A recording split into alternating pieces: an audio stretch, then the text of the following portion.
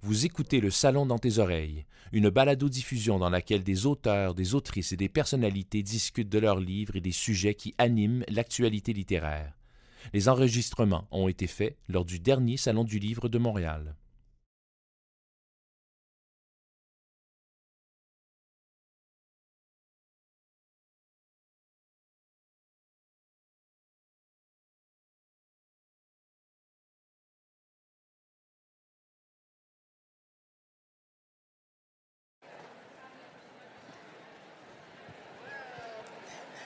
Et le jour fut. Bonjour à tous, je m'appelle Valérie Chevalier. Je suis très heureuse d'être ici avec vous aujourd'hui pour animer cette table ronde sur le bien-être, sur le fait de prendre soin de soi. Prendre soin, on prend souvent soin des autres, on prend parfois un peu moins soin de soi et c'est de ça dont on va parler aujourd'hui. Personnellement, quand on m'a approchée pour parler de cette thématique, j'ai été un peu dubitative parce que prendre soin de soi, c'est une expression qui est surutilisée de nos jours, je trouve. Et je me demandais de quoi auraient l'air les discussions que je pourrais mener avec un thème comme celui-là. Je me demandais si ce serait une heure sur de la psychopop avec des conseils à la carpe diem. Et je redoutais cette avenue. Puis, j'ai vu les autrices invitées à la table ronde et j'ai été rassurée. Parce que cette expression-là, c'est vrai, a été reprise à toutes les sauces par les coachs de vie et autres inspirationnistes autopromu, je dirais, avec les réseaux sociaux encore plus, de quoi soulever quelques interrogations. Et j'ai décidé de commencer la rencontre avec un extrait du livre de Stéphanie que je vous présente dans un instant. Prendre soin de soi. Quelle expression surutilisée depuis quelques années, non? Tellement qu'on vient à perdre de vue ce que ça veut réellement dire. Récemment, sur Instagram, j'ai même vu une femme d'affaires affirmer dans une vidéo que prendre soin de soi, c'est égocentrique, limite narcissique. Alors, on va démêler aujourd'hui si le fait de prendre soin de soi, c'est égocentrique et narcissique. J'ai mon avis là-dessus et j'ai hâte de vous entendre. Alors, je vous présente nos invités d'aujourd'hui. Alors, on commence par Maude Ankawa, qui est originaire de France. Elle est conseillère financière et écrivaine. Elle a publié 3 romans, tous sacrés best-sellers. Ces romans proposent des récits initiatiques qui prônent une meilleure connaissance de soi, tout en encourageant les voyages comme méthode infaillible pour mieux se retrouver. Vanessa Bell, j'y vais en ordre alphabétique, je ne saute pas Stéphanie. Vanessa est co-directrice de l'organisme Contour, animatrice de rencontres littéraires, éditrice, critique et chroniqueuse culturelle. Elle est l'autrice de 2 recueils de poésie et ainsi que d'un livre Fendre les eaux dans lequel elle partage ses expériences de baignade nordique, en plus de partager quelques conseils pour les aspirants baigneurs. Stéphanie Deslauriers, donc la dernière, mais dans la moindre à D, c'est rare qu'on ait la dernière en ordre alphabétique. C'est la première fois que ça m'arrive. Psychoéducatrice, autrice, formatrice bienveillante, Stéphanie est autrice et a écrit ou collaboré à une vingtaine d'ouvrages. Elle est aussi chroniqueuse, vous l'avez peut-être notamment vue à Format familial. Dans Tu mérites mieux qu'un bain moussant, elle s'inspire de son parcours personnel pour décortiquer avec authenticité, vulnérabilité et humour les concepts d'autocompassion et d'autobienveillance. À travers ses livres et ses formations, elle propose des pistes de réflexion et des moyens concrets d'atteindre un plus grand bien-être. Et j'ai oublié de parler du livre dont Maude va nous parler aujourd'hui, Plus jamais sans moi, qui est le livre dont on va parler. Dans ce livre, elle met en scène une jeune femme qui se retrouve confrontée à elle-même et à ses failles sur le chemin de Compostelle dû à un nouvel emploi. Donc, c'est le seul des 3 qui est une fiction, mais je pense que dans les 3 cas, on est inspiré quand même d'un récit un peu personnel. J'aimerais vous entendre. Est-ce que c'est narcissique de parler du fait de prendre soin de soi? Je commencerai avec Maude. Merci et bonjour à tous. C'est un honneur pour moi d'être à Montréal, comme vous l'imaginez, un peu à l'autre bout du monde. Prendre soin de soi, non seulement c'est pas narcissique, je pense pour moi, mais c'est vital. D'ailleurs, l'illustration, on le voit, on faisait encore les démonstrations d'avion. Quand on prend l'avion, quand le masque à oxygène tombe, il faut d'abord se le mettre à soi-même pour pouvoir sauver les autres. Et je trouve que c'est une image assez juste de notre quotidien. On a tendance toujours à vouloir aider les autres en premier plutôt que de prendre soin de soi. Alors, on le sait bien, si on est malade, si on a tous eu des fois des petites choses, des petites maladies, mais qui nous collent au lit, qui nous scotchent au lit. Et là, on voit bien qu'on n'a plus du tout d'énergie, ni pour les autres, ni pour soi-même. Donc, prendre soin de soi, c'est fondamental. Et après être passé 2 fois après la mort, par des crises cardiaques et autres, je garantis aujourd'hui que c'est fondamental de prendre un petit peu plus soin de soi. Donc non, c'est pas égoïste, c'est vital. Stéphanie, pour ta part? Oui, j'abonde à 100% dans le même sens. Moi, à la base, je suis psychoéducatrice, donc je travaille avec majoritairement des femmes. On sait, c'est ça, dans prendre soin. On prend soin beaucoup des autres. On a tendance beaucoup à s'oublier, à faire passer les besoins des autres avant les siens.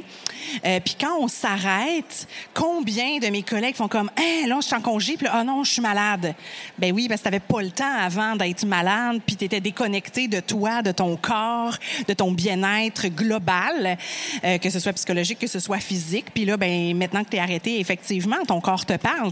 Tout est interrelié. Moi, je suis maman monoparentale d'une petite fille de 5 ans. J'ai pas de village. Moi, il est pas là, mon village. Là. Il est décimé. Là. Il n'a jamais existé. Fait que c'est moi. C'est moi la porteuse de ma famille. Puis je m'en suis bien rendu compte que si moi, je vais pas bien, tout s'effondre. Fait qu'au départ, prendre soin de moi, ça a été, je le fais pour ma fille. Puis à un moment donné, je me suis aimée assez pour le faire pour moi. Puis voir que je suis aussi ce modèle-là pour la petite fille qui me regarde à tous les moments, pour devenir.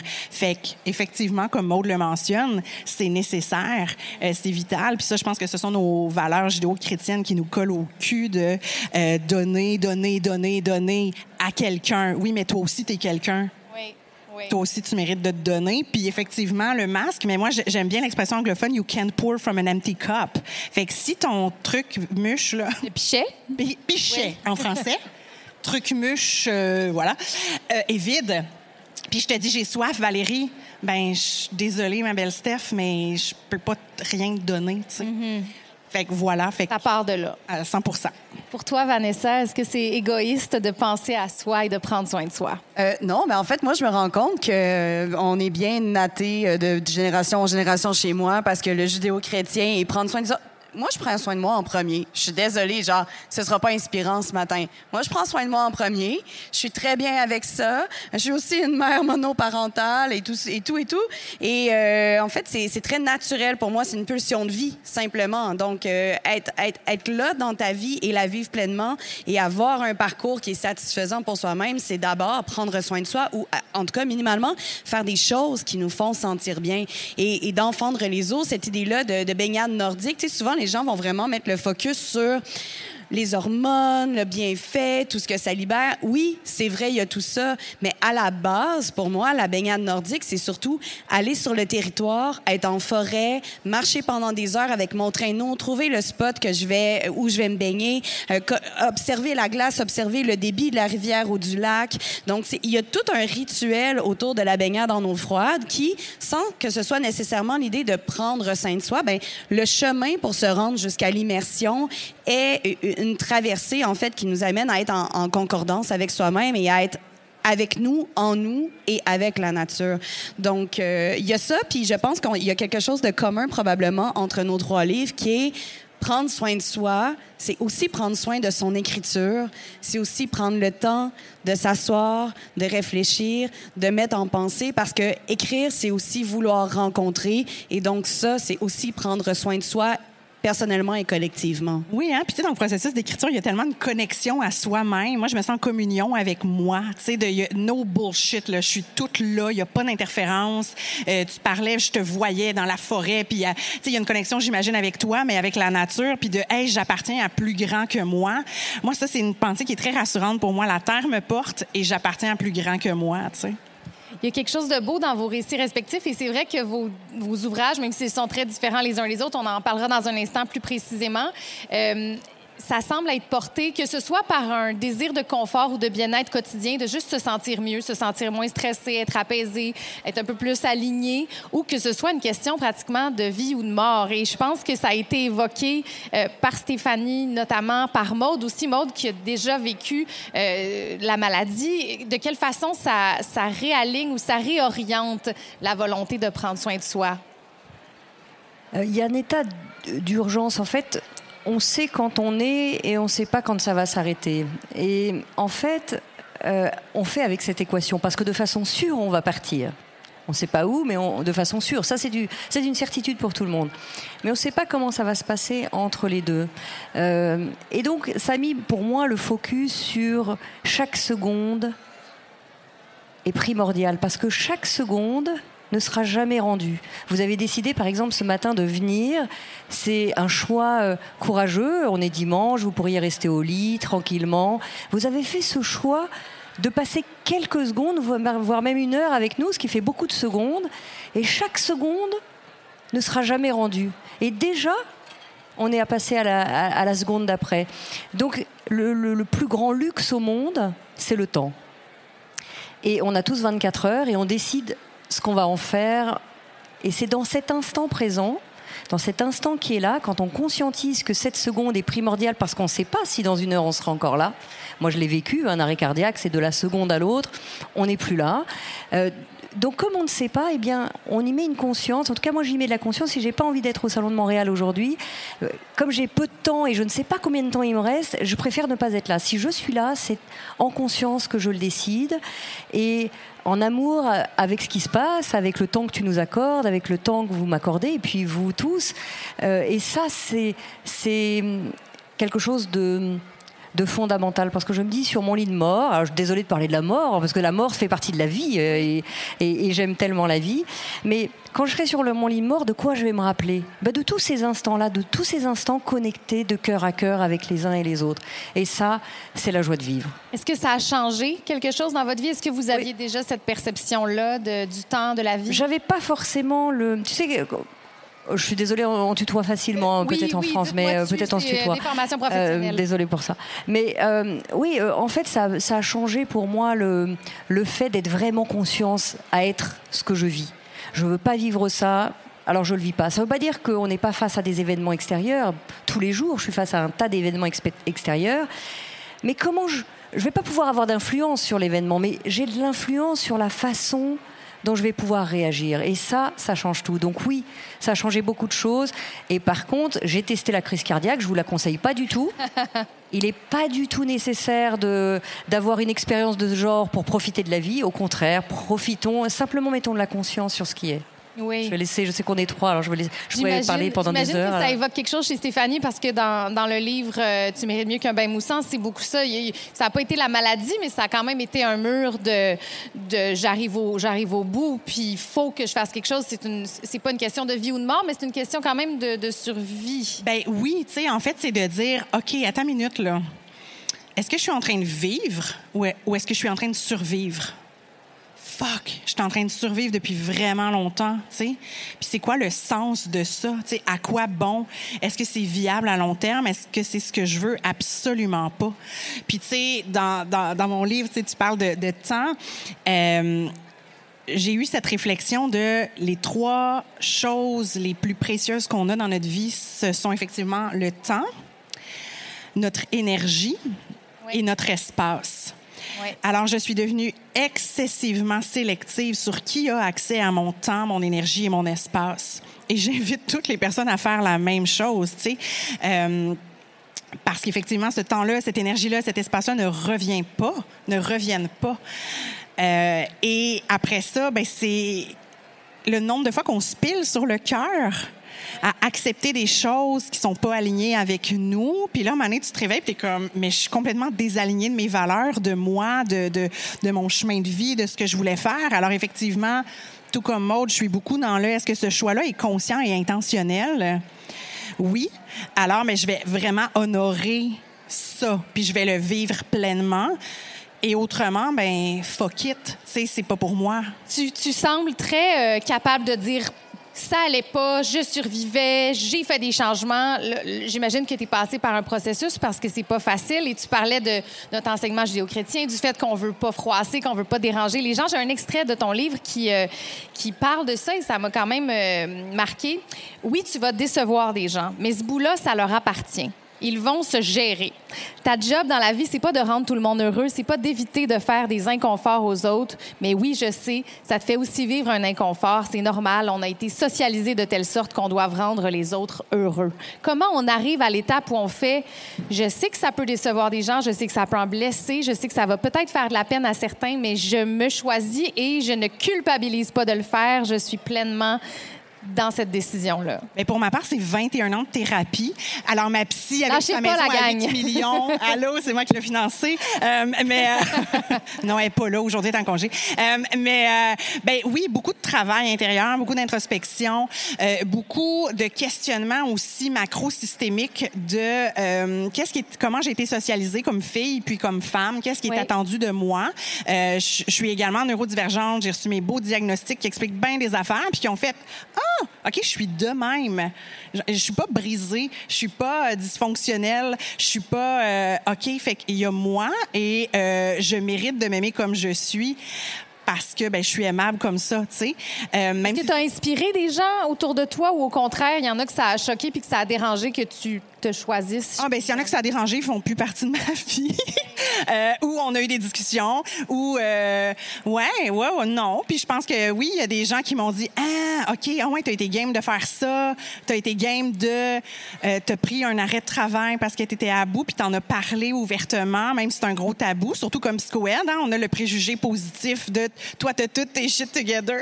C'est la meilleure joke. Cordonnier mal chaussé, hein? Oui, mais j'aime pas cette expression-là. Non, bon. Ben non, je l'aime pas parce que, tu sais, ton cordonnier, là, toi, là, si tu l'as choisi, c'est parce qu'à un moment donné, il a pas été bien dans ses bottines, puis il a essayé de changer la semelle, puis il a changé son zip, puis il a changé ses lacets, puis il les a cirés. Oui. C'est comme ça qu'il est devenu un estifi de bon cordonnier. Moi, je pense pour ça que je suis une estifi de bonne psychoéducatrice dans la vie.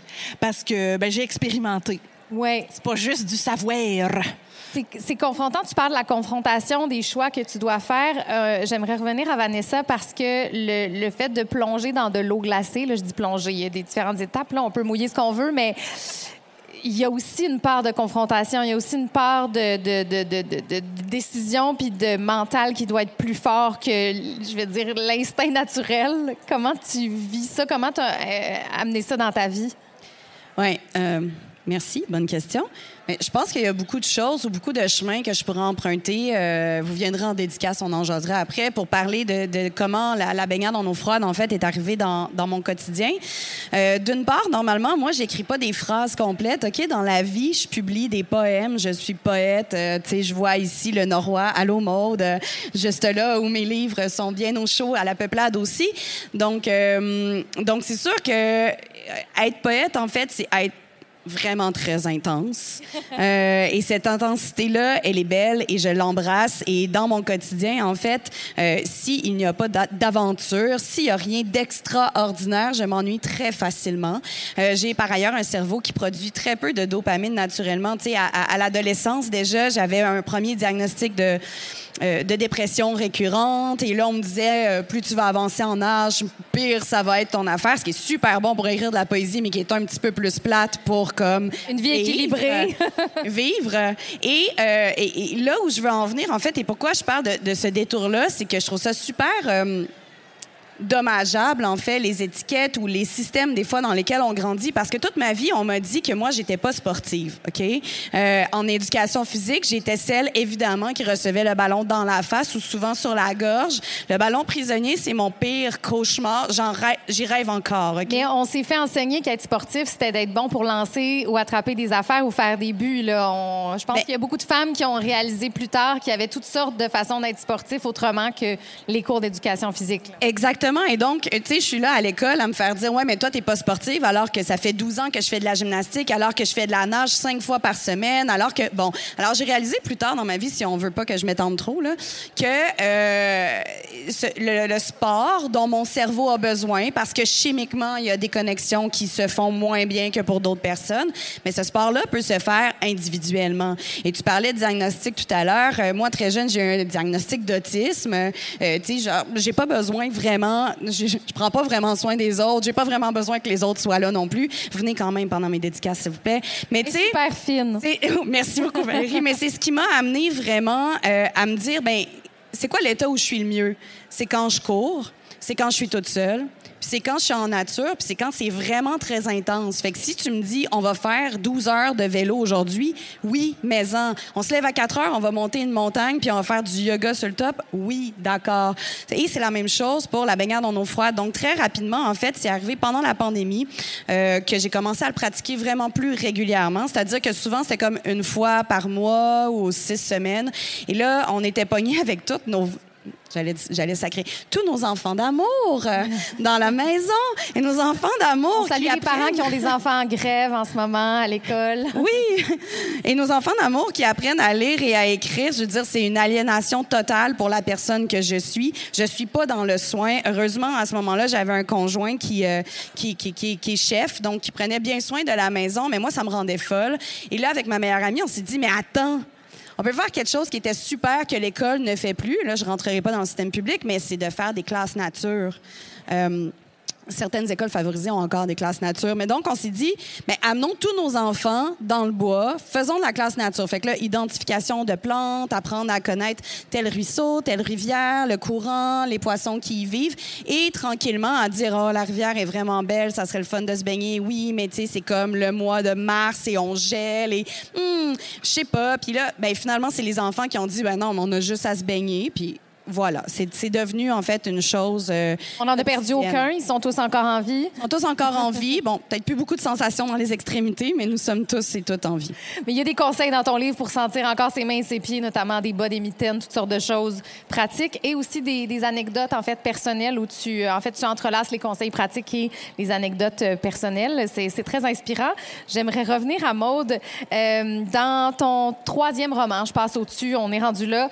Plus jamais sans moi, Constance, l'héroïne, est amourachée de Lucas, un beau parleur habile et surtout marié. De quelle façon, selon toi, prendre soin de soi, ça passe par les relations qu'on choisit de garder ou non dans sa vie et d'alimenter? Je vais rebondir pour répondre à ta question sur ce que disait Stéphanie tout à l'heure. Prendre soin de soi, c'est avant tout commencer à s'aimer. Parce que bien souvent, on prend soin des autres et on s'oublie soi-même parce qu'on n'a pas appris à s'aimer.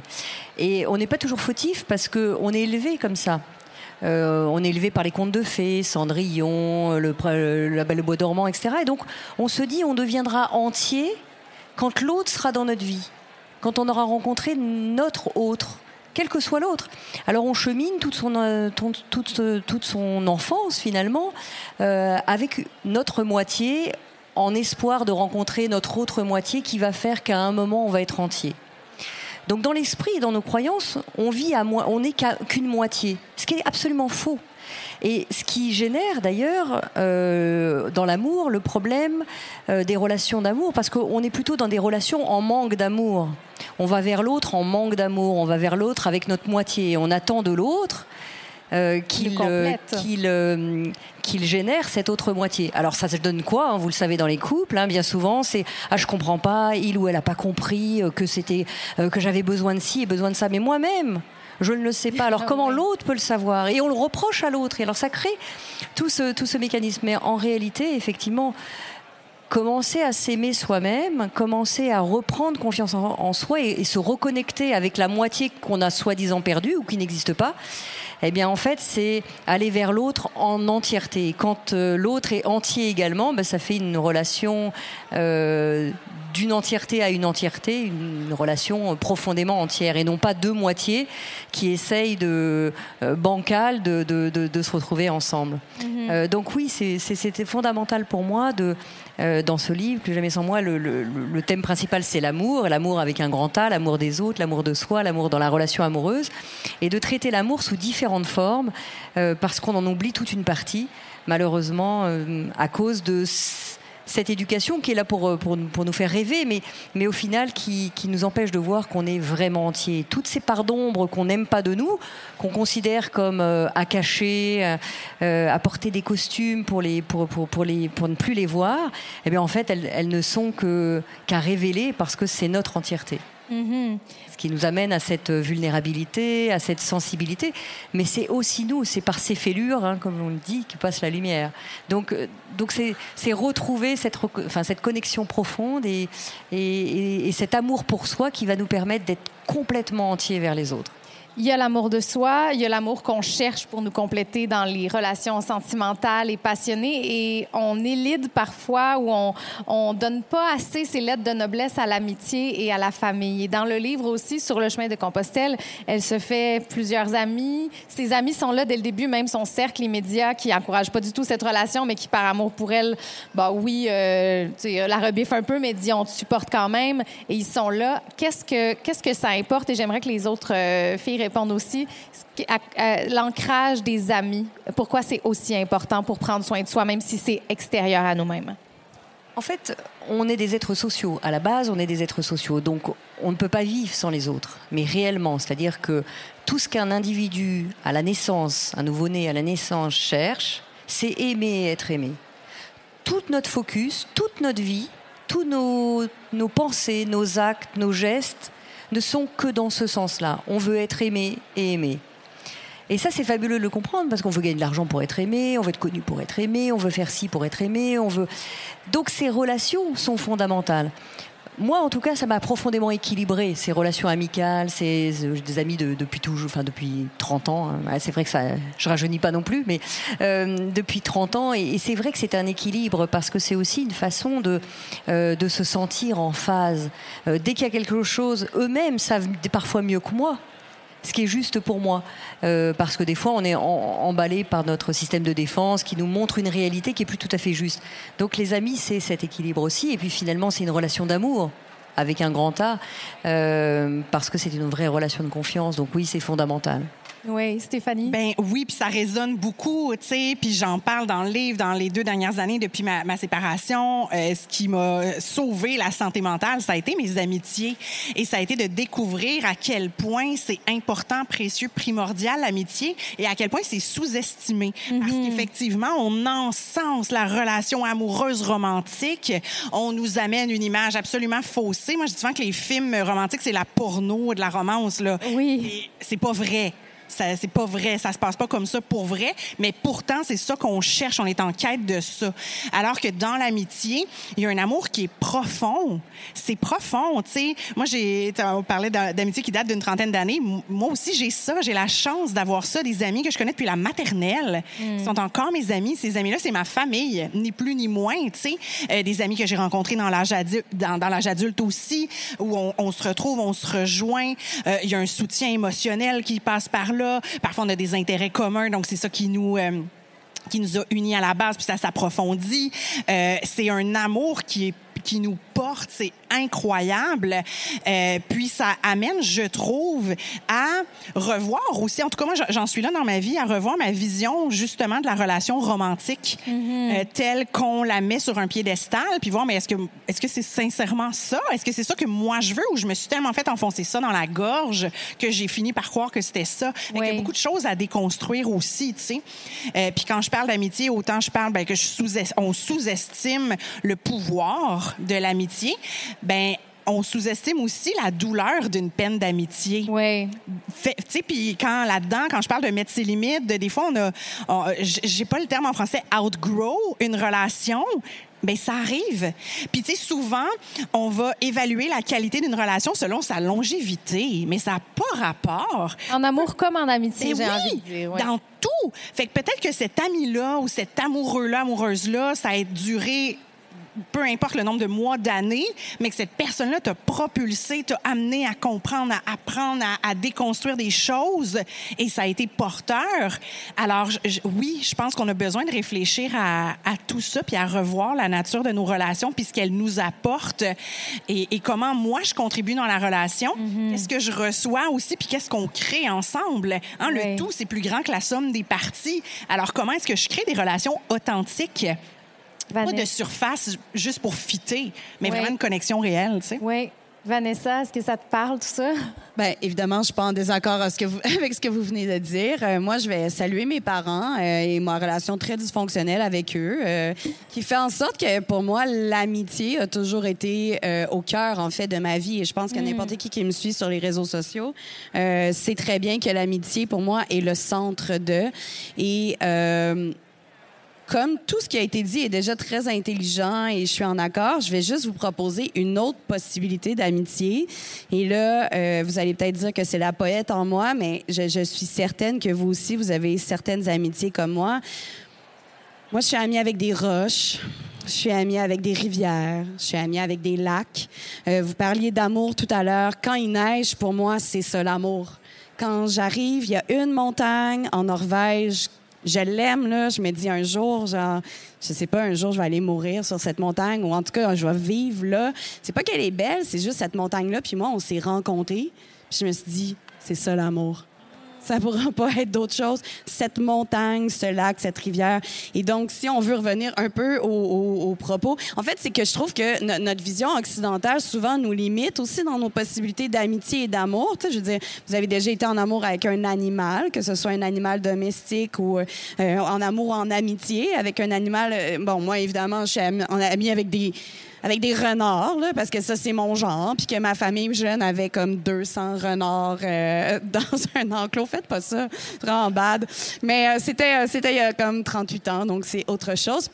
Mais si je veux revenir au livre aussi, cette notion-là d'amitié, bien, je pense qu'on la voit dans tous les récits, justement, de baignade que je partage, au sens où une baignade en eau froide, c'est pas pareil si tu la partages aussi avec quelqu'un d'autre. Il y a quelque chose de vraiment extraordinaire et d'un peu sournois ou d'inattendu que j'aime bien raconter. C'est que dans les 4 hormones que notre corps va libérer là, pendant qu'il est en train d'essayer de se réchauffer puis qu'il est comme « Wow! » il se passe des affaires, bien, il y a l'ocytocine. Et l'ocytocine, souvent, on va en parler juste pendant que les femmes, ou en tout cas les personnes avec un utérus, sont enceintes. Et on va dire c'est l'hormone de l'attachement mère-enfant, mais c'est plus que ça, c'est l'hormone d'attachement entre les personnes, que ce soit un amour romantique, un amour aromantique.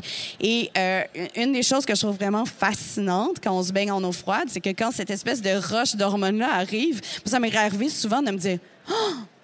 Je suis en amour avec Stéphanie, puis je le savais pas. » Puis là, finalement, non, c'est juste les hormones. 6 heures plus tard, ça disparaît, mais il y a quand même... Genre, c'est pas parce que je suis saoule que je te le dis. Toi, c'est genre, c'est pas parce que j'ai frette que je te le dis. C'est ça que je t'aime. Mais donc, si vous voulez éprouver là, des petits kicks de temps en temps, puis que ça se passe pas naturellement, aller dans l'eau froide avec une personne, ça devrait connecter quelque chose de grandiose. Mais j'avais justement noté ça dans la lecture et du fait aussi, tu parles, bon, là, de ta connexion avec la nature, des hormones que tu peux, qui peuvent être libérées pendant cette activité-là, mais tu parles aussi de la notion d'intimité avec les gens avec qui tu vas faire cette activité de baignade nordique. Je lis un petit extrait de ton livre. Cette intimité de l'extrême, comme j'aime la qualifier, réside dans la démonstration de sa propre vulnérabilité. Il est important de bien choisir les personnes avec qui nous sommes à l'aise, de nous montrer vrais, de partager ce qui en nous est fragile et immense à la fois. Est-ce que la vulnérabilité fait partie à toutes les 3 du processus de prendre soin de soi? Mais je vais faire une réponse très courte pour pouvoir repasser, là, mais la vulnérabilité, c'est la vérité. Qu'à partir du moment où tu es vrai, ben, c'est peut-être là que tu commences à toucher comment prendre soin de toi, comment être avec toi pour vrai. Donc, je m'arrête là. Je n'ai rien d'autre à dire. Ben oui, c'est 100%. La vulnérabilité, puis tu sais, souvent, on l'associe à la faiblesse. Oui, dans notre société, c'est ça qui est souvent amené. Ouais. Puis, même en intervention, quand on fait un plan d'intervention, plutôt que de marquer limite ou faiblesse, des fois, il y a vulnérabilité. Puis je suis comme, Carlis, ça n'a pas rapport là. C'est une force de se montrer vulnérable. Puis effectivement, il faut que je me sente en sécurité en temps pour me montrer vulnérable, pour me montrer authentique, pour faire voici qui je suis, voici mes parts lumineuses que je veux que tout le monde voit parce que genre, je suis tellement attachante, mais voici mes parts d'ombre que j'embrasse ou que j'apprends à embrasser, que j'apprends à ne plus avoir honte de ça. Alors, tu as besoin de te voir dans tout ce que tu es, sous tous ces angles, comme dans une cabine d'essayage mal éclairée aux Winners, là. Faut que tu te vois avec cet éclairage-là. Ça, c'est de la vulnérabilité. Oui. Puis c'est comme ça qu'on peut s'aimer véritablement puis se montrer vulnérable et connecter de manière authentique avec une autre personne. Autrement, ça marche pas. Maude? Oui, je pense que la vulnérabilité, c'est ce qu'on nous demande de ne pas montrer, Tu as raison de dire que c'est souvent lié à des croyances de faiblesse. Il faudrait requalifier ce terme de vulnérabilité parce que très lié à la vulnérabilité, il y a les émotions.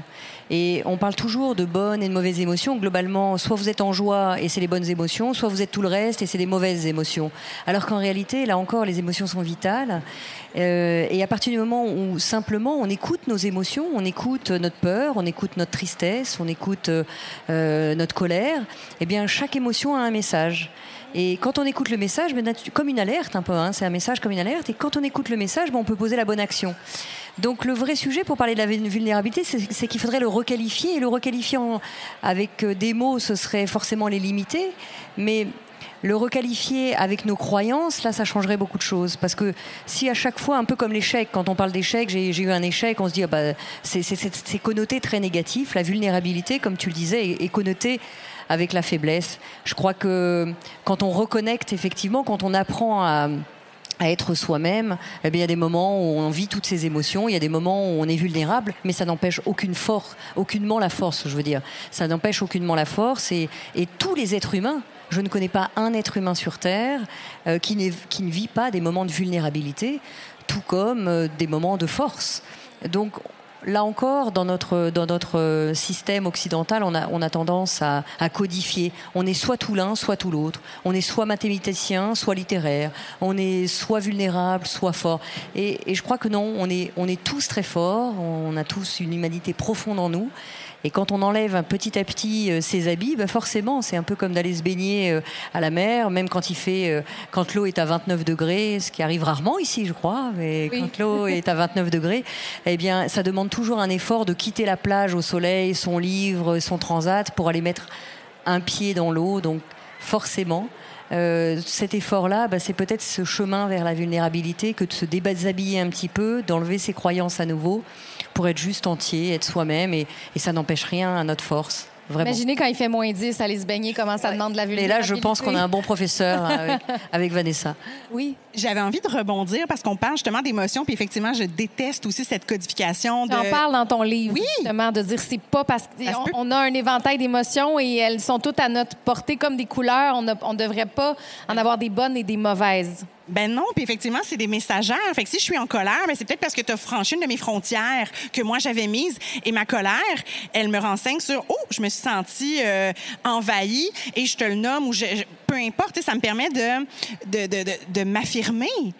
Alors c'est sain, c'est positif, tout ça. Puis je pense que le fait, ça prend de la force en temps pour se donner le droit et créer l'espace en soi où on se sent suffisamment en sécurité pour pas juste intellectualiser ses émotions, mais les vivre et les ressentir dans toutes les parcelles de notre corps. Il faut être courageux en tabarouette, puis il n'y en a pas beaucoup de monde dans la vie qui ose faire ça. Les poètes. Oui, les poètes. Non, mais je veux juste revenir à cette idée, en fait, d'idée de vulnérabilité. Mais moi, je pense que dans le geste d'écriture, de toute façon, à la base, il y a une vulnérabilité parce que c'est de s'exposer, c'est de dire voici comment je construis ma pensée, voici ce qui m'habite, voici qui je suis, finalement. Et je suis convaincue qu'on ne peut pas être un bon auteur, autrice, écrivaine, dénomination comme vous voulez, mais sans être vulnérable, donc authentique, donc vrai d'abord avec soi pour ensuite être en interaction avec l'autre. Et c'est ce qui fait qu'une œuvre peut être complètement bouleversante, peu importe son sujet. Je pense que c'est quand la personne qui l'écrit est vraie et donc se montre vulnérable. Il y a un dénominateur commun dans vos livres. Dans celui de Maude, c'est une avocate qui travaille énormément, qui a des grandes ambitions, qui se fait en fait imposer de décrocher du travail pendant quelques semaines pour faire le chemin de Compostelle, ce qui est tout à fait anormal pour cette grande performante. Dans ton livre, tu abordes l'épuisement professionnel que tu as vécu, l'épuisement personnel aussi, l'épuisement tout court que tu as vécu avec justement beaucoup d'honnêteté. Et Vanessa, toi, tu parles de la vulnérabilité que ça demande et aussi du temps que tu prends de décrocher des obligations, du rythme effréné de la vie pour aller dire « Hey, moi, je m'en vais marcher 2 heures dans la forêt puis je m'en vais me baigner dans un cours d'eau glacé. » Dans une société de grande performance comme la nôtre en 2023, êtes-vous les nouvelles rebelles? Ben, moi, je pense que je suis punk à la base. Ouf, t'es punk à la base, hein? Je pense que vous avez même plus besoin de plus d'explications. Ça fait une demi-heure que vous êtes là. J'espère que vous l'avez vu. Nouvelle rebelle, je sais pas. Vous sentez-vous dissidente? Sentez-vous que votre discours est un peu à contre-courant ou au contraire qu'il y a de plus en plus de voix qui s'élèvent dans ces directions-là?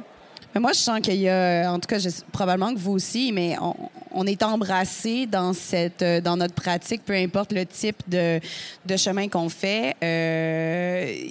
Je sais pas comment le mettre en mots, mais c'est-à-dire que c'est pas nécessairement l'idée d'être rebelle ou d'aller à contre-courant, mais juste de se dire, on peut-tu faire ce qu'on a le goût de faire? T'sais, à la base, là, j'espère que c'est ça que vous allez faire, tout le monde, aujourd'hui. Si vous avez envie, vous le faites. Si vous n'avez pas envie, vous le faites pas. S'il y a une limite, t'arrêtes là. Si ça fait de la peine à quelqu'un, tu dis « je suis désolée ». Puis tu peux l'être sincère. Tu peux dire « je suis désolée que ce que je fais te fasse vivre de la peine, mais c'est tout pour moi ». Fait que juste... En tout cas, je vous invite. Vous pouvez pas avoir mes diagnostics, mais l'autisme, moi, je trouve ça formidable pour plein de choses, dont ma limite est là, puis il y aura plus rien après ça. Désolée, tu sais. Ben, ça me rejoint. On est des sœurs de diagnostic et je te comprends. Mais oui, je me rappelle même plus c'était quoi la question. La question, c'est est-ce que c'est à contre-courant en 2023 dans cette grande société de performance de se dire, hey, moi, ben oui, j'arrête, puis je le dis, puis je l'assume. Oui, puis tu sais, en même temps, moi, je pense que j'essayais d'aller en contre-courant en fitant dans le moule. Mais mon ami me l'a dit, genre, il faudrait que tu sois un chat. Tu sais, des fois, on dit que les chats sont comme liquides parce qu'ils arrivent à fitter dans n'importe quel moule. Shocking news, je suis pas un chat. Fait que non, je fitte pas dans le moule. Alors moi, je me sens super alignée avec moi pour la première fois de ma vie. Puis de comme, OK, wow, je peux faire ça. Mais le feedback que je reçois, que ce soit suite à la lecture de ça ou suite à ce que je publie sur les réseaux depuis plusieurs années, c'est, oh wow, c'est rafraîchissant, ça fait du bien d'entendre ce discours-là. Oh, je te trouve courageuse de. Puis pour moi, j'étais comme, fuck, c'était juste comme nécessaire pour moi, tu sais, de le faire. Puis tant mieux si ça inspire d'autres à le faire, mais oui. Ça me fait penser à une phrase de ton livre où tu dis « Je suis fondamentalement convaincue que c'est pas à nous de nous endurcir pour faire face à ce monde difficile, c'est le monde qui aurait besoin d'être adouci. » Ouais. C'est beau. Ben, merci. Il est bien bon, ce livre. Il est pas pire. Je l'ai trouvé pas pire. Mais oui, ben oui. Je pense que, puis tu sais, on pense souvent que la bienveillance, c'est être mollasson, puis se faire marcher dessus, puis se faire piler dessus. Ben non, la bienveillance, c'est de voir, c'est mon cœur qui est connecté au tien, c'est de voir ton humanité, c'est mon humanité qui voit la tienne.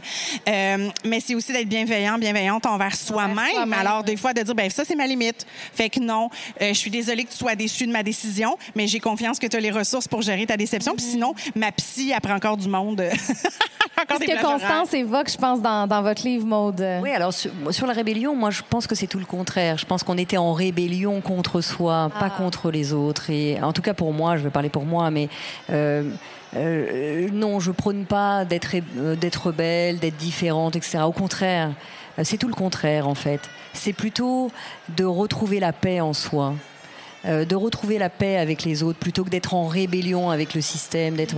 Ma proposition, c'est plutôt des choses qui m'ont vraiment aidée à travers mes livres. Je partage. Alors, c'est vrai que ce sont 3 romans, mais mes 3 histoires vraies aussi, puisque 90% de mes romans sont vrais.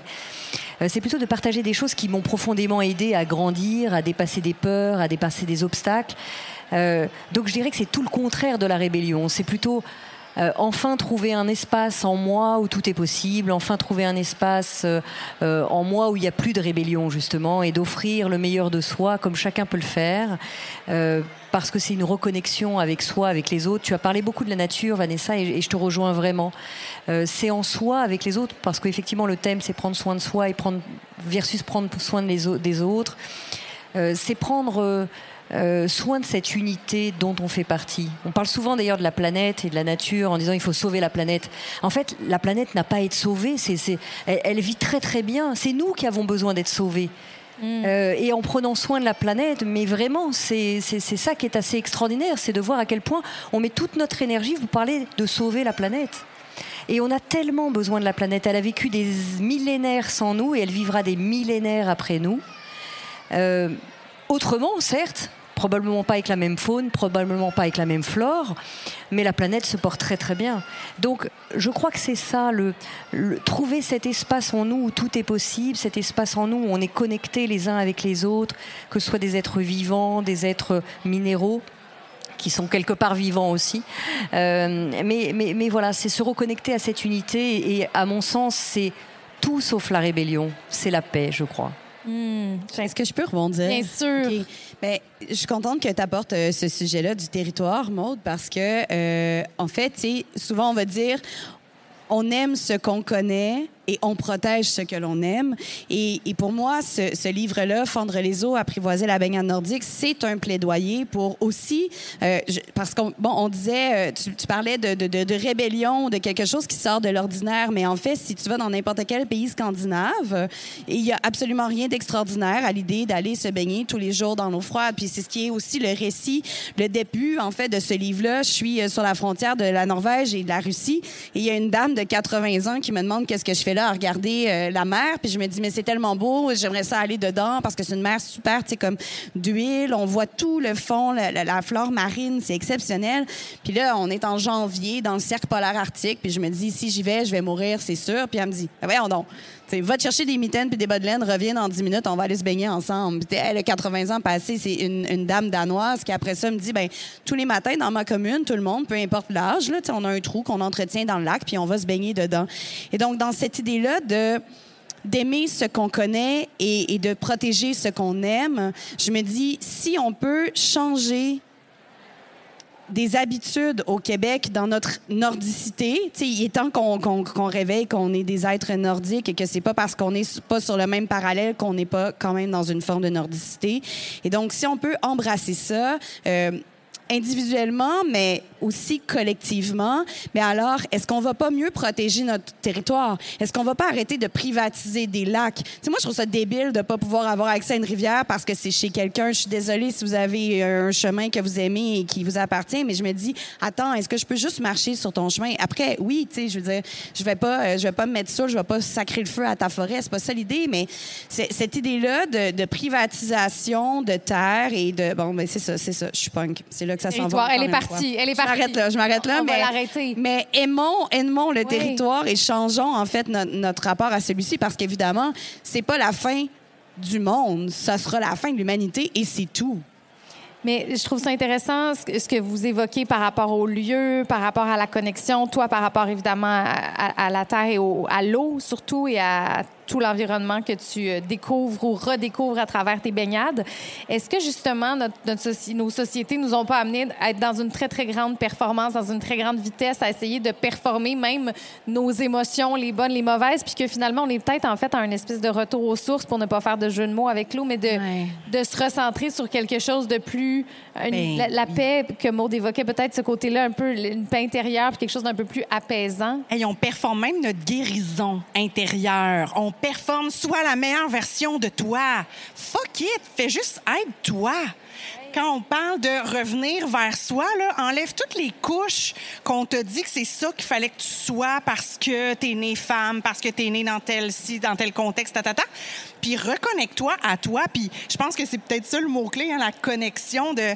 C'est ça, je me reconnecte à qui je suis, donc ça me permet de connecter sincèrement avec les autres, à la terre, aux arbres, à l'eau, à la nature, à tout ce qui existe sur cette planète, tu sais. Je pense que c'est ça, le retour aux sources, ouais. Je trouve ça très intéressant que tu parles de connexion parce que là, je vais vous parler de déconnexion avec Maude. Dans votre roman, votre héroïne est envoyée sur le chemin de Compostelle par son nouvel employeur. Les voyages ont une place très importante dans votre littérature, dans votre vie aussi, je pense. Pourquoi, selon vous, le déracinement est-il aussi important afin de se retrouver? Alors, je ne crois pas que le déracinement soit important pour se retrouver. On peut se retrouver n'importe où et surtout... en soi. Il n'y a pas besoin d'aller loin, il n'y a pas besoin de voyager loin. Bon, moi, le voyage, c'est mon ADN parce que ça m'a beaucoup aidé à me décentrer de ce que je connaissais. Le problème, c'est que j'avais tendance à ressasser toujours un peu les mêmes choses. Le fait de voyager dans des pays parfois très reculés me permettait de voir qu'il y avait d'autres façons de voir les choses. En Occident, en France notamment, je voyais les choses d'une certaine façon et j'avais le sentiment en tant qu'enfant que tout le monde voyait les choses de la même façon, qu'on était tous pareils, qu'on avait tous nos mêmes compulsions, nos mêmes systèmes de défense. Et puis quand j'ai commencé à voyager, je me suis rendu compte que c'était pas du tout pareil ailleurs, que parfois même c'était opposé.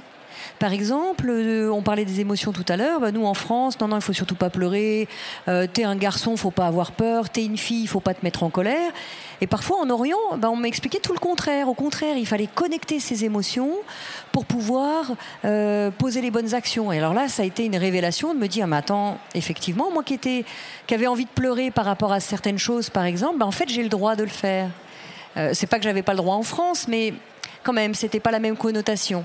Donc, c'est accepté et même encouragé, en fait.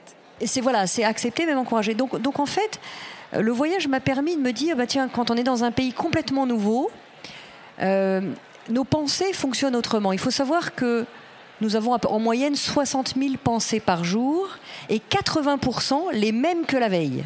On peut bien être fatigué. Ah ouais. 60 000 pensées par jour et 80% les mêmes que la veille. Ça veut dire quoi? Ça veut dire qu'on ressasse sans cesse.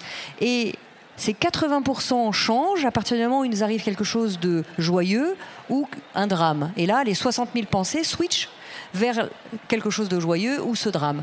Donc quand on voyage, ces 60 000 pensées sont mises à l'épreuve parce que tout est nouveau. Donc notre système bug, si on était dans notre mental à penser tout le temps, non, là on est obligé d'être en alerte, un peu comme revenir au temps préhistorique où tout est danger, il faut regarder, et puis tout est émerveillement également. Donc le voyage m'aide à me décentrer et simplement à calmer ce système automatique de connaissance pour observer quelque chose de nouveau. Ce qui est très vrai dans la nature, par exemple, ce qui est très vrai simplement d'aller vers quelque chose qu'on ne connaît pas. Mais des fois, il faut juste prendre sa voiture ou même d'aller à pied dans un parc. Hier, nous, c'est pas très commun, mais hier, on se baladait et puis d'un coup, on voit un écureuil. Nous, c'est pas très commun en France de voir un écureuil. Là, on était comme figés, là, devant l'écureuil, qui, lui, venait vers nous. Alors nous, si on voit un écureuil en France, immédiatement, il va fuir. Et lui, il bougeait pas. Alors nous, on bougeait pas pour être sûr de pas faire fuir. Et tu vois, dans cet instant, il y a comme un émerveillement qui arrive. Donc c'est ça, je crois, goûter au voyage, c'est goûter à des choses qu'on ne connaît pas, qui nous décentrent complètement. Mais je sais que beaucoup de gens n'ont pas forcément les moyens de voyager. Et évidemment que c'est pas dans le voyage qu'on se reconnecte. C'est juste une autre façon de voir. Mais simplement, des fois, de prendre un peu de temps, de déconnecter des réseaux sociaux et juste se connecter à ce qui est. C'est-à-dire dans une rue, et même quand on connaît, par exemple, si vous croisez un petit écureuil, peut-être vous avez l'habitude, restez figé comme les Français. Ça vous aidera à reconnecter avec des choses que vous connaissez. C'est vrai que les écureuils chez nous sont très sociaux, ils sont très gourmands aussi, donc ils vont s'arranger pour trouver... Vous voyez bien qu'ils cherchaient quelque chose à quémander. Ouais. On a fait semblant de ne pas voir et de continuer à le regarder en amour. Mais je reviens à Vanessa parce qu'on parle de moyens de voyager, mais c'est vrai que de se sortir d'une espèce de routine, tu parlais de survie, Stéphanie, tout à l'heure, d'une espèce de rythme effréné parfois de la vie, de les enfants, de l'école, de la job, on veut aller plus vite, on fait fi de certaines émotions parce qu'on a la tête dans le guidon, justement, de se déconnecter, que ce soit en voyage, des fois qui nous aide à se recentrer, ou que ce soit dans la forêt, dans la nature. Moi, ce que j'aimerais savoir, dans un premier temps, je pense que tu vas me dire que oui, il y a moyen de se déconnecter en étant tout près de chez nous. Mais non, tu ne déconnectes pas, toi? La 5G, c'est la mort. Ah oui, mais dans l'eau, là, je veux dire, tu ne traînes pas ton téléphone? Ben oui, je traîne mon téléphone. Je sais, tu as un petit étui que tu nous recommandes dans ton livre pour prendre des photos dans l'eau. Laisse ça sur la plage. Oui. Je te laisse finir ta question, puis j'y réponds après. Tu m'as dit dans un premier temps, ça veut dire qu'il y a un deuxième temps. Dans un deuxième temps, oui. Réponds-moi dans un premier temps, puis ensuite, j'aimerais savoir c'est quoi la différence entre la baignade puis la nature pour toi. Qu'est-ce que ça t'apporte de plus? Parce que la nature, assurément, te fait du bien, cette connexion dont tu parlais. Mais qu'est-ce que le fait de plonger dans l'eau là, pour des gens qui sont sceptiques ou qui se disent « Mais mon Dieu, c'est bien trop froid, je pourrais jamais faire ça. » Qu'est-ce que ça va apporter de plus comme immersion? OK. Excellente question, Valérie. Merci. Oui, évidemment, c'est possible de se déconnecter, mais je pense que il faut que ça vienne d'une volonté d'abord. Tu sais, quand je dis la 5G, c'est la mort. Moi, à chaque fois que je suis dans la forêt, puis qu'à un moment donné, mon téléphone se met à faire du bruit, là, parce qu'il a trouvé une tour, là, je pleure. Mais tu sais, je pleure, là, c'est quelque chose qui me blesse vraiment profondément parce que je suis comme, hey, on peut-tu juste aller, genre, quelque avoir part. un break. Oui, puis en même temps, vous pouvez me dire, traîne pas ton téléphone, mais mon téléphone est aussi devenu mon appareil photo. C'est aussi un moyen de, si jamais j'ai un problème dans la rivière, c'est mon moyen de contacter un service d'urgence, etc. Donc, la déconnexion, elle est difficile, puis je vais rien vous apprendre. Il n'y a pas de grande révélation là-dedans ce matin. La déconnexion, c'est un choix d'abord, puis un choix contre lequel il faut lutter, parce que même en même temps, quand je suis dans la rivière, puis que je suis en train de faire ma vidéo, puis que je suis comme, haha, ça va faire un bon reel, j'ai hâte de le publier sur Instagram, ben, je suis encore en train de penser à vous autres. Je suis pas en train de vivre mon expérience. Et donc, à la question qui était le deuxième temps, qu'est-ce que ça t'apporte d'aller dans l'eau froide, de t'immerger? Oui, il y a toute la lecture scientifique, là, puis je pense que dans ce livre-là, ben pas je pense, je sais, j'ai fait vraiment un gros travail de recherche, de vulgarisation scientifique. D'ailleurs, je remercie tous les chroniqueuses de recherche, de moteurs de recherche qui m'ont soutenu dans cette écriture. Mais ce que ça va créer pour moi, et c'est ce qui est le plus difficile à écrire même en tant que poète, c'est que dans ce livre-là, j'ai essayé de vous parler de spiritualité. Puis parler de spiritualité avec un vocabulaire qui tombe rapidement dans un style coach de vie ou dans un émerveillement dans lequel l'autre peut pas se reconnaître, c'est extrêmement difficile parce que c'est comme de vous dire touche ma main, tu vas sentir l'orgasme que j'ai. Ben non, tu sais, ça arrivera pas. Il va falloir que tu crées ton propre orgasme. Donc, mon Dieu, je suis rendue là. OK. Moi, écrire, ça me rend vraiment... Ça me donne chaud, là. Tu sais, tantôt, toi, tu disais, c'est comme un retour à soi. Moi, je suis comme, non, c'est juste très sexuel, écrire. Ceci étant dit, la baignade en eau froide, c'est ça qu'a fait pareil. C'est comme... Surtout pour les gens comme nous qui écrivons, donc qui sommes très souvent dans nos têtes, c'est un moment où tu n'as pas le choix, comme tu le mentionnais, d'être dans tes instincts premiers, primitifs, et donc de dire, si je suis pas en train de penser à le courant sur mon corps, à comment je vais sortir, si je suis pas en train d'observer uniquement mon corps, mais là, il risque de m'arriver quelque chose de dangereux. Oui. Donc, ça, c'est ce que je trouve vraiment extraordinaire pour une personne comme moi qui, vous voyez bien que ma pensée, elle va vraiment vite, puis je parle déjà vite, là. Fait que cette espèce de ultra-présence à soi, Oui. et puis cette ultra-présence au moment aussi, de dire, là, je suis ici. Mon seul défi, c'est de savoir si j'ai vraiment froid ou vraiment très, très froid. Et là, c'est ça qui va m'indiquer si c'est le temps ou non de sortir. C'est un bon indicateur, même si des fois, tu as flirté avec les limites de ce que j'ai compris. En terminant, parce que le temps file, j'aimerais qu'on revienne sur un petit extrait de ton livre, Stéphanie, parce que je pense que même si on vous écoute et qu'on est inspiré par vos différents récits, et je vous invite tous à lire ces livres qui sont très inspirants, des fois, c'est dur quand même de se choisir puis de prendre le temps pour soi, puis dans une période là où les journées sont moins ensoleillées, sont plus longues, le tourbillon des fêtes s'en vient, le Black Friday, on a été ensevelis de plein de messages, de plein d'affaires, on est un peu parfois étourdis, je pense, à cette période-ci. Et dans ton livre, tu parles d'un message d'absence particulier que tu as programmé à une certaine période. Je vais lire le message et j'aimerais que tu parles de ça parce que peut-être ça pourra inspirer des gens. Donc, au lieu d'un message de voyage, je suis en vacances, je reviens dans 2 semaines, voici la réponse que Stéphanie avait programmée. Bonjour, mon corps et ma tête m'envoient des signaux très clairs indiquant que je dois m'arrêter un certain temps pour prendre soin de moi. Ce que je fais actuellement. Je vous reviens prochainement en meilleure forme. Merci pour votre compréhension et prenez bien soin de vous. Tu as eu plein de réactions et plein de réactions positives aussi dans ton entourage. Vraiment, vraiment, vraiment. En fait, les gens soit me réécrivaient pour me dire « Ah, wow, merci pour ta vulnérabilité. Oui. Merci pour ton authenticité. » Est-ce que ça t'a fait peur quand tu t'es dit « OK, là, j'enregistre cette réponse-là, puis je lance là dans l'univers. » Peut-être que tu arrivais aussi au bout, mais est-ce que tu as eu peur des réponses ou des réactions? Non. Je t'ai rendue à un point au-dessus de ça, tu sais, d'appréhension. Fait que c'était vraiment, voilà. Puis, tu sais, là, j'ai été en arrêt pendant un bon 6 mois. Je suis revenue cet automne progressivement et tout ça. Et les messages que j'ai... Tu sais, moi, je donne des conférences dans la vie, puis je fais des formations, puis je devais faire des conférences d'ouverture de tel colloque et de ci, ça. Fait que j'ai tout annulé ça, tu sais. Puis à part pour des colloques que c'était à des dates fixes, ben tout le monde m'a rebooké. Puis quand j'arrive là cet automne puis que je m'en vais animer, oh allô, t'as l'air bien, Fait que je suis comme OK, comme ça là, c'est my people, tu comprends? Oui. Fait que si pour des gens, ils s'attendent à ce que je sois une psychoéducatrice qui s'étourdit, qui est déconnectée d'elle-même puis qui fait passer tout le monde avant elle, je suis pas votre femme. Oui, mais est-ce que tu penses que les mentalités évoluent? Est-ce que tu penses qu'on dit plus ces choses-là puis qu'elles sont mieux accueillies aussi des autres? Dans mon domaine, on le dit pas tellement. Fait que je suis pas mal, je pense, une des seules qui le dit.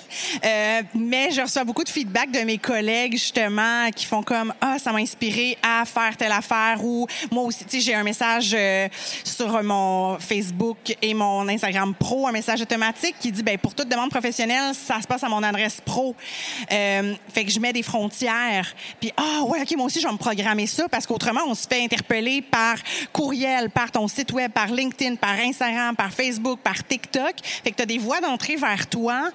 C'est non-stop, c'est intrusif. Alors ça a inspiré des gens à mettre des frontières. À mettre des limites, oui, absolument. Donc, message d'absence, mode avion en forêt, puis aller dans un pays où on n'a pas de carte SIM. Ce seraient les solutions. Je fais des farces en terminant. Il nous reste 2 petites minutes. J'aimerais savoir en 1 minute chacune si vous aviez un conseil que vous aimeriez qu'on retienne de votre livre ou de votre présence aujourd'hui. Un conseil pour prendre soin de soi, ce serait quoi? Vanessa. Ah, ça, c'est chiant. OK, Maude. Je passe. Miroir, ricochet.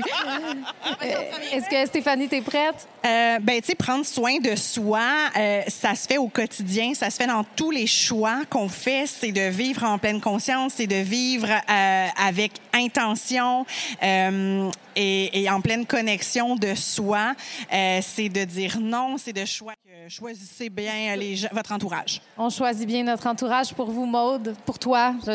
Prendre soin de soi, c'est prendre soin de cette unité, donc c'est aussi l'autre. On a parlé évidemment de revenir à soi, mais c'est aussi les autres. Donc prendre soin de soi, c'est effectivement être présent à soi, présent à nos besoins, présent.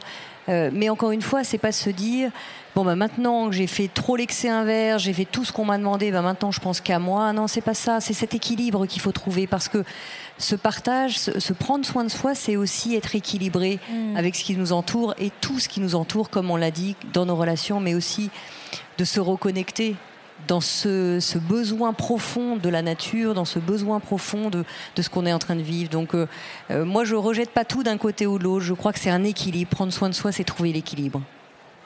Bien dit. Vanessa, est-ce que tu as eu le temps de réfléchir? Oui, je vous propose un programme de base en 3 étapes. Okay. Lisez. Oui. Frencher. Allez dehors. Je ne pourrais trouver meilleur mot de la fin, donc je vous les présente à nouveau. Maude Ankawa avec son livre « Plus jamais sans moi » qui est publié aux éditions Erol. Vanessa Bell avec « Fendre les eaux » publié aux éditions de l'Homme. Et finalement, Stéphanie Deslauriers, « Tu mérites mieux qu'un bain moussant » et j'ai pas noté l'édition... Chez Cardinal. Cardinal, voilà. Alors, on les applaudit et surtout, prenez soin de vous. Bonne journée tout le monde. Bon salon. Merci à toi, Merci Valérie. Merci.